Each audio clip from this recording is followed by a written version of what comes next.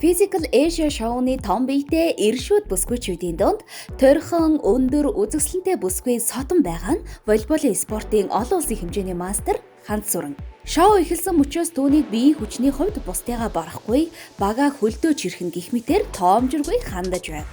Гэсэн ч түүний спортод зориулсан он цаг, тэсвэр төвчээр, сэтгэл зүйн бэлтгэл, хурд гээд чадах бүхнээ хийсээр багтаа байх ёстой дайчин бүсгүй гэдгээ баттгахад авлаа. Монгол волейболчин Японы дээдлэгт анх удаа хөл тавьсан гэгдэн спортын түүхэнд тодор бичигдэх амжилтуудын эзэн болсон Ханц Сүрэн Баян мөнх аваргын ач, улсын гард ган тогтохын охин. 3 дахь удмын спортын хүн болсон тэрээр волейболын гараагаа 2013 онд 16 настайгаас эхэлж байжээ. Улмаар 2014 онд Япон улсыг зорж 2021 онд Япон улсын волейболын дээдлэгийн легионер тоглогч болж байна. Үүний дараа эх орныхоо дээдлэгт тоглоод байсан бол энэ жил дахин Япон улсыг зорихоор болжээ.